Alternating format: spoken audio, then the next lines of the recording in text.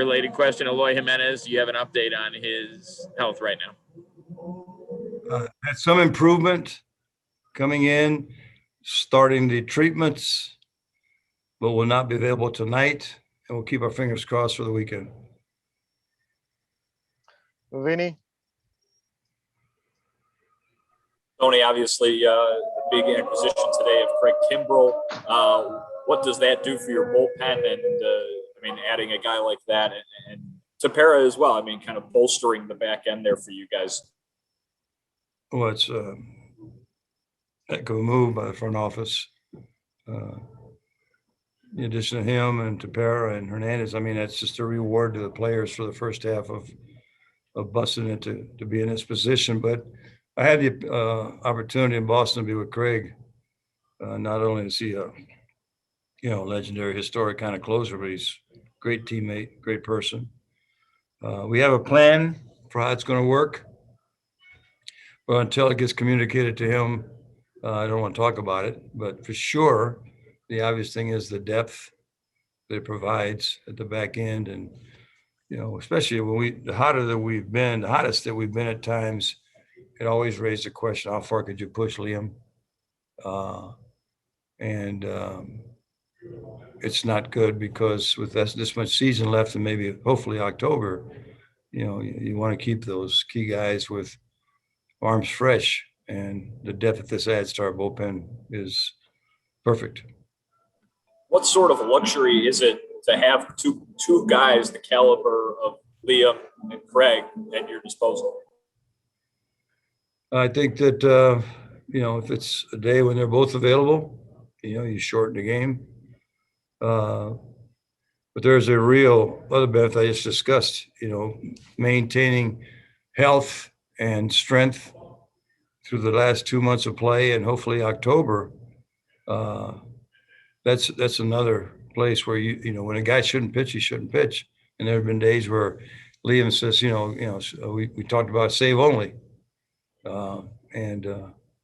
So I think the depth part is useful, whether it's the game they're both available or a day that one's not and the other is. James? Is this something with Eloy that there's a possibility of an IL stint, or you feel like it's purely day to day? My fingers crossed. I talked to Dr. Kruk there, and he said, based on the improvement in the treatment, let's see how he feels tomorrow when he gets here. I think it's just it'll be a day-to-day thing. If it lingers, then maybe you have to consider that. For right now, we're hoping that we can get it fixed.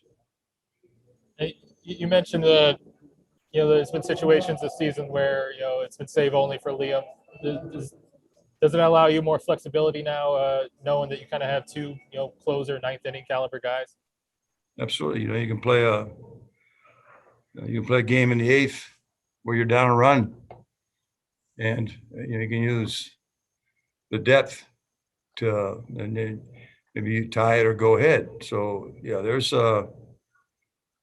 what that does, and this is also not to disrespect the other guys that are in our bullpen, Tepera now, and what Michael's doing, Ruiz, and our two lefties are still with us. So Lopez is looking good. It just depth is like I said, the day you play or the days after, it's how we got here as a team, the depth that we've had.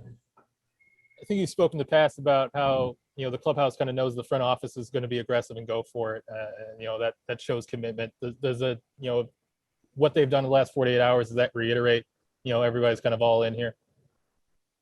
Well, there's a lot of confidence and trust in our front office. So had nothing been done, I think they were convinced that they were trying, but to actually pull these moves off is really a message the front office is sending to the team. Hey, you busted your butt to get here, and here's some help to finish it off. Jesse Rogers? Tony, obviously it's a great problem to have, but I'm just curious again, the plan with both of the closers when they are available. I mean, them both. Is it a big deal for one of them to get the save? And how do you manage it? How do you talk to them about it if you do believe it is a big deal to both of them? I think it's an important question, and that's why communication. Obviously, I already talked to Liam about it, and when Craig gets here, talk to him. And as long as you communicate and tell them the plan, knowing both of them, I think they'll embrace the plan. But I'm not going to get out. I think it'd be very disrespectful to Craig for him to hear what the plan is before we talk to him. Cheryl, Tony, does this situation with Michael Kopech kind of ease it up for him because you could rest him a little bit more now, and this is the first time he's going to be going a full season? I think he's one of the beneficiaries. Like I say, the thing that ties it together is when you're playing well. If you have a chance to win a game like Monday, Thursday, and Sunday, then you can keep the top guys. But if you're playing better than that, it really does create a problem where you're worried about pushing guys too much. And so addition of these two guys really gives us motivation to get as high as we can because we can cover it. Could you also use Michael in a spot start still? Yeah, you don't ever say never. I think early on we were talking about because he was becoming so valuable, but now with Craig, I think he still has value there. The problem is with if it was a spot start because he was the best alternative, but to say anything beyond that he's going to be a hellacious reliever from here at the end of the season is accurate, because you can't be fair to him as a starter. You can never build the stamina enough to make him effective. Thank you. Mike Berman, Tony, you already had a first place team and now you add these pieces. Just on the simplest level, how much better do you feel like your team is than, even 48 hours ago? We're significantly better. There's a touch of regret because we got so excited to get Eloy back in the third game and now he's out. So, you got to pitch, you got to defend, and you got to score runs, right? Like if you notice, the last week or 10 days, our offense has been as hot as it usually is. But not only do we not take it for granted that you got 2 months to play and a lot of games to win the division. But if you have aspirations for October, then you're going to play the best teams in the American League before you play the National League team, right? And the better you can be in pitching, defense, and offense, the more competitive you are. So first things first, right now, it's this weekend against Cleveland, but it's taking this position that we play ourselves into and getting to the finish line. But in the end, you've got to improve as a team, and you got to peak to get to the finish line. Then you got to peak in October because you're playing the best teams. And every one of these moves gives us a chance to get better. Bruce, Tony, for you, how exciting is it to have 2 dominant closers under contract control? And by that, I mean, of course, that they're not having to worry about the economics of the game. And all they want to do is go out there and help you maybe win a World Series this year. I think I'm just a teammate, and I think the whole club understands the advantage, the potential that achieving our dream, but how that potential has grown because Craig is here with two closers of that quality.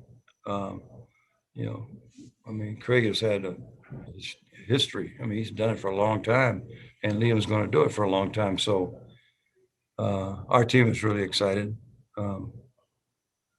but you still got to play the games. Like right now, I'm concerned about game 1 against Cleveland. You got to be realistic. You can't win it on paper. okay, guys, last 2 questions for Tony. Lamont, Hey, Tony, you have to give up something to get something. Just what were your observations with both Nick and Cody? Those are difficult. I mean, our fans have gotten a short look at it last year a little bit, and this year, Nick Madrigal is really a great player. And he's got a great future.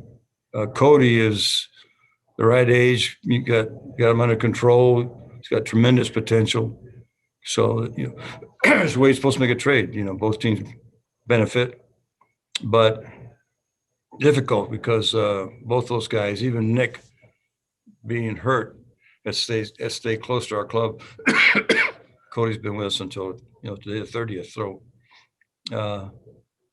So it usually happens. You know, you just don't get talent like this without a cost. And we lost two important teammates, and we wish them the best. I told Cody the only time I pull for the Cubs is when he's pitching, except he's pitching against us.